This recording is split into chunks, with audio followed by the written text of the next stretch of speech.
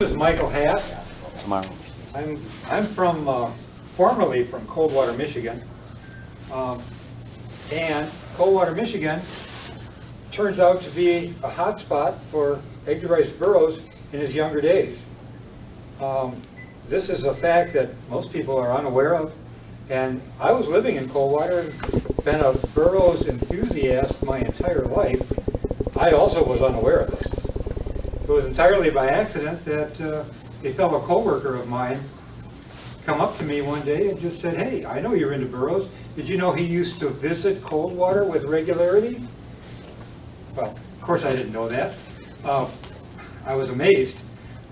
Living in Coldwater, I lived in Coldwater for 17 years. I no longer reside there, but I was in Coldwater for 17 years, and come to find out that Burroughs also was a regular visitor of Coldwater. One of the things that I wondered about, the fact that Burroughs was in Coldwater, well, was it something that I had the ability to follow up on? This is 100 years ago. People in Coldwater had no idea. I mean, I talked to historians in Coldwater. Most of them were really not aware that Burroughs had any connection to Coldwater at all. Didn't know if I was able to do this. Okay, so I find out about it in the late 90s that Burroughs was in Coldwater. By the time 2014 rolls around, I finally get down to brass tacks. I found some old notes that I had made way back in 2001. Soon after I found out Burroughs was in Coldwater, I made a few notes. I made a visit to the library. That was about it. After I retired, after I built my new house, after I'm living on my farm, I ran across these old notes that I made. And I thought, gee, wouldn't it be neat if I could actually follow up on this? Well, I talked to my wife, and she said to go for it, and I did. Over a 2-year period, started in 2012, I just started acting like it was a regular job. Everyday thing, and researching into Burroughs and Coldwater. In January of 2014, my book was published, Tarzan Slept Here. It is the Edgar Rice Burroughs and the Coldwater Connection. I'm kind of proud of the book, for what it's worth. Turns out that Edgar Rice Burroughs, he's still a teenager. He's also already basically a world traveler. He's enrolled at the Michigan Military Academy at Orchard Lake. In order to travel to Orchard Lake from Chicago, he takes the train. Well, his longtime girlfriend and future wife, Emma Halbert, her parents owned a farm in Coldwater. They had bought it in 1882. The Halbert family, they had bought it in 1882 on reference from a local Coldwater businessman who was fairly well known. In his travels, he visited Chicago. He recommended, Alvin Halbert, Emma's father, he was a hotel proprietor in Chicago. This is the place where Tibbets would visit on his business trips. And they became friends. Tibbets, in turn, recommends Coldwater to the Halberts, to Alvin Halbert, because he's looking for a getaway from late century Chicago. It was the downtown hubbub. He's raising his family, and he wants a getaway. So anyway, on the recommendation of Tibbets, he travels to Coldwater, and there's a 113-acre farm for sale inside the city limits now, and he saw it and bought it. This was in 1882. They bought it as a summer getaway, as a relief from the hubbub of Chicago. So the family, the Halbert family, husband, wife, and 4 daughters, they summer in Coldwater. Now, the youngest daughter, Emma, is Burroughs' longtime girlfriend, and Burroughs, of course, being the typical young, active male, well, he wants to keep tabs on his girlfriend. Traveling from Chicago to the Michigan Military Academy, he's taking the train, the Lake Shore and Michigan Southern, which just happens to pass through Coldwater. And of course, well, Coldwater's where I'm to stay. So how many times do we have Burroughs taking this train trip between Chicago and Orchard Lake, well, detouring off the train to wander Coldwater, to wander out to where Sunnyside Farm is, to check up on his girlfriend and future wife. So we have Burroughs basically in the mid-1890s already becoming familiar with Coldwater. Burroughs and Ed and Emma were married 1900. What was it, 4 days, I believe, 4 days after they were married, her father died. Quite a shock. Well, his wife, her name also was Emma. Emma's mother's was Emma. She decided to continue the practice that they had of summering on the farm in Coldwater, and they did. So therefore, with the Hulberts still attending the farm in Coldwater, Burroughs and his new wife, well, they continued to visit. As time goes by, Burroughs, he likes Coldwater. It's a small town. There is no big city hubbub in Coldwater. Also, the Coldwater area is sandwiched between two chain of lakes. Burroughs is quite a active sportsman. He likes the water activities. He likes fishing. So everything about Coldwater was appealing to him. So much so that we have Burroughs, with regularity, he starts spending almost every summer, or a couple of weeks, every summer in Coldwater. He had family in Coldwater. It is his wife's mother. Now, two of his wife's older sisters, they married Coldwater boys. So basically, we have we have the Hulbert family. We have, let me see, the oldest sister married into the Branch family, Coldwater, and they were a very successful entrepreneurs in Coldwater. The other one was a Westendorp family. So we have three families, all related to Burroughs by marriage, that kept him coming back to Coldwater. Sunnyside Farm, which was the Hulbert farm, was also kind of, well, it was the place where Burroughs started to write one of his novels, the Beyond 30 novel. As World War I is starting to escalate in Europe, Burroughs, being the hawk that he was, he was never a pacifist. He was a hawk. Well, it was hard for him to sit still during this escalation of violence in Europe. And in response, he sits down and starts to write Beyond 30. And I'm sure everybody has read Beyond 30. What a unique and marvelous concept he created. Wow, just out of thin air. I mean, so we have Burroughs at Sunnyside Farm in the farmhouse starting to write his book. He's of course influenced by Coldwater because the Aero submarine that's featured in the story is named the Coldwater. So we have a little bit of influence there.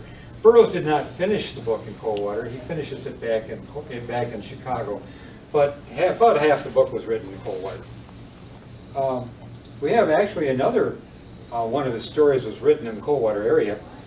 On one of the places that Burroughs also enjoyed and found was Morrison Lake. It's a lake, a chain of lakes, about 6 miles northwest of Coldwater. I mentioned the Branch family. The Branch family they were very successful business people in Coldwater. They had a cottage out there on the lake. This cottage provided, first of all, someplace else for the Burroughs family to visit outside of Coldwater. The lakeside setting was very enjoyable to Burroughs. While he was on this, overlooking the lake, he wrote chapter 4 of the Jungle Tales of Tarzan, the God of Tarzan. He wrote chapter 4 while he's right there overlooking Morrison Lake in Coldwater. So we have a couple of stories published by Burroughs, or not published, I'm sorry, written by Burroughs right in the Coldwater area.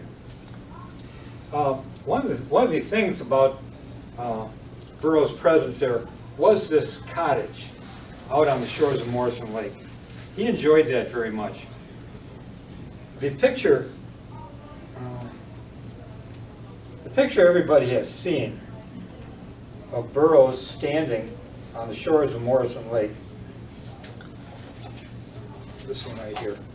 This is Edgar Rice Burroughs. He's standing on the shores of Morrison Lake in July of 1916. In the process of writing my book, I liked that picture. I studied that picture. It was kind of had a little bit of influence on me. I'm sorry to interrupt. I just wondered, how far up north in the Lower Peninsula is Coldwater? Okay. Whereabouts is it, under the old hand thing? Okay. Here's the state of Michigan. Kind of looks like a mitten. If you take your finger and point right here at the base, the center of the base, right there, that's where Coldwater. Oh, it's close to 16 miles north of the Indiana border in central Michigan. Pretty close to Ohio border. Where Ohio and Indiana meet. Coldwater's pretty well just Detroit north. County College there. And so anyway, we have that picture I just showed you. I was influenced by that picture. I wanted to know, this picture was taken 100 years ago. Where was it taken? I know it was on the shores of Morrison Lake, but where? It's a big lake. Got a lot of cottages on it. Where was it taken at? Could I find it? It was one of the things that I wanted to incorporate into my research. Well, I did look for it, and it wasn't easy to find. There were no records. All the cottages on this part of Morrison Lake, I didn't even know where on Morrison Lake it was. Well, I finally established it to the northeast corner of the lake, and all these cottages were built on leased land. Leased land is not recorded at the County Register of Deeds. There's no record kept. All you do is you pay the owner of the land some money every year, and then when you move out, you sell your cottage, but you won't sell your land. So there's no record kept. So I was wondering, how could I find this branch cottage from way back when, where Burroughs was at? It turns out, well, I found it. It wasn't easy. I spent about 3 to 4 months spinning my wheels, not finding it, looking for some sort of written paperwork on it. Didn't exist. The way I found the cottage was actually physically go out there and look. Walk along the roadside looking at each cottage. I was able to find the cottage. It still exists. It's still standing over 100 years later. I mean, this was just a summer cottage. It's still standing. I recognize a very prominent dormer window. I have pictures of the old cottage in my book. This dormer window was prominent and recognizable, and it's still there 100 years later. I found the cottage by physically looking for it. I was able to establish, here I have the branch cottage. This is it. I found it. Burroughs' picture that I just showed you was taken in the side yard. That's where he had set up his campsite in 1916. I found his spot. I had my picture taken in the same spot. It's in the book. Yes, Bill. Was the nude photo of Ed taken at the same spot? Yes. Yes. Yes. Did you have a nude one taken too? Not for the book. I was going to buy it just for that. I duplicated the spot where Burroughs was standing right there. The other kind of neat thing that's just happened is that we've just celebrated the 100-year anniversary of Burroughs' 1916 auto gypsying tour. His tour, he had put a lot of planning into this. He was going to take his family camping, leaving Chicago, traveling eastward, all the way up to Moosehead Lake, Maine. Long trip. They were gonna take their time. They were gonna set up camp every night. They were gonna just slowly mosey their way all the way up to Moosehead Lake, Maine. On their way there, heading east, they stopped in Coldwater. They camped out in the side yard of this branch cottage that I just told you about. They camped out there. They stayed there for 37 days. So this is Camp Branch.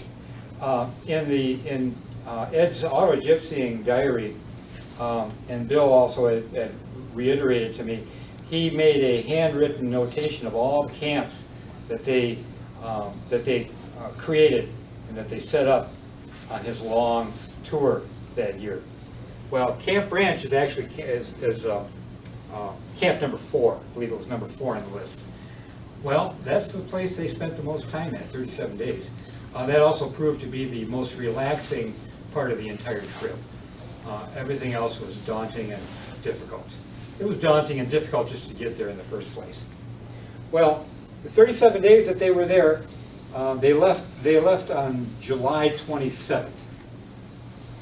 While at Camp Branch, they learned of infantile paralysis going up and down the East Coast.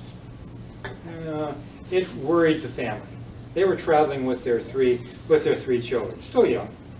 They didn't want to take a chance of exposure by going to the East Coast. So while at Camp Branch now, in Coldwater, they made the life-changing decision to turn around, head west, and they were going to go to Los Angeles, which they did. That was the start of their commitment, the family's commitment to the West Coast, which would eventually evolve down to them moving out there and, of course, buying the Tarzan Ranch. So the decision to commit to the West Coast was made in Coldwater. Kind of neat. So I had made a couple of comments on the fact that the 100-year anniversary had just gone by. They left on July 27th, 1916.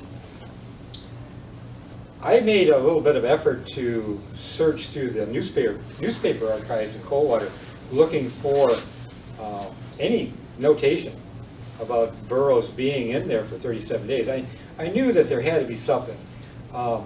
Emma's older sister was actually the social editor of the Coldwater Daily Report.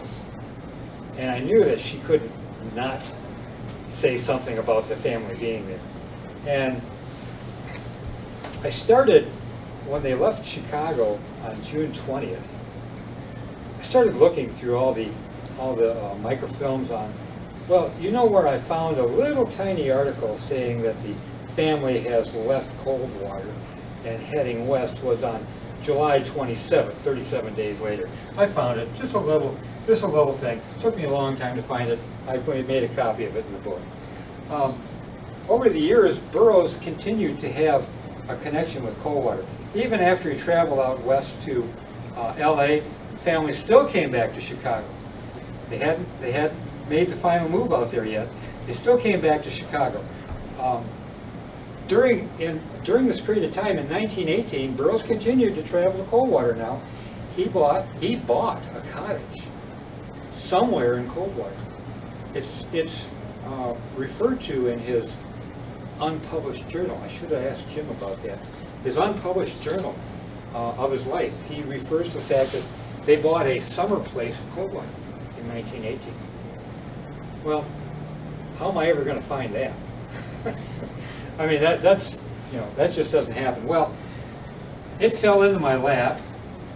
As I'm talking to the owners of the Branch cottage, they said, "Oh, you're talking about the Burroughs cottage. That's not this cottage. That's the one 2 cottages to the north." I said, "I'm afraid you have the wrong idea. The Branch cottage has a direct connection to the Burroughs family."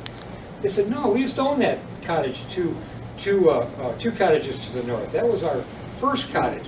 When we bought the cottage, there was a framed bill of sale on the wall with Edgar Rice Burroughs' name on it, selling it to another party in 1925 for $500. I found the owners of that cottage, 2 cottages to the north. I asked them if they had this bill of sale. They said yes, they do. Signed by Burroughs, 1925, selling it for $500. So without any intent, I tripped right over to Burroughs' summer place, and it was 2 cottages north of the Branch Cottage.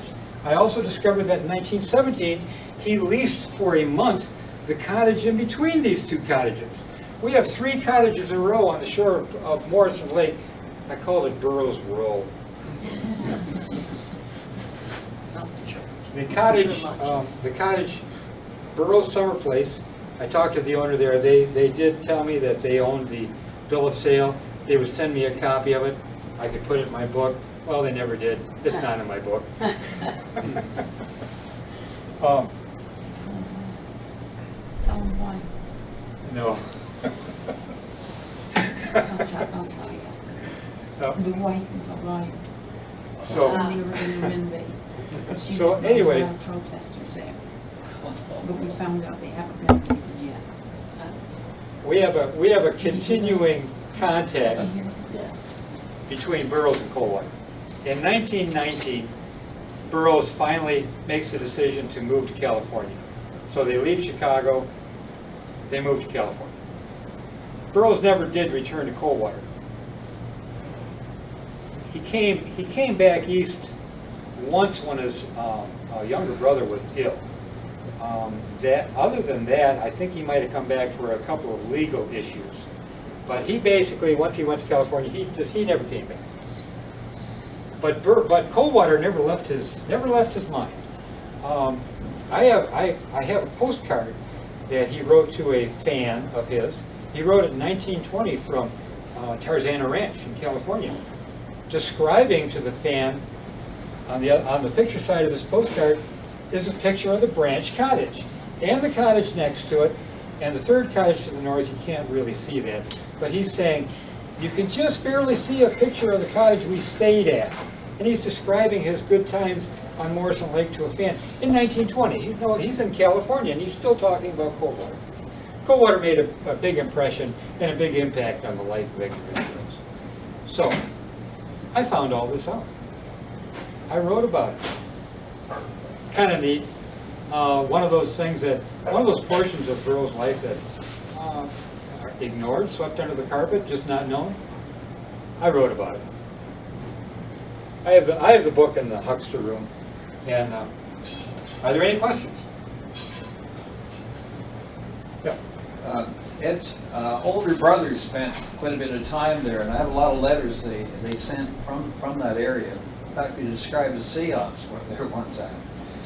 But they're all published in their zine.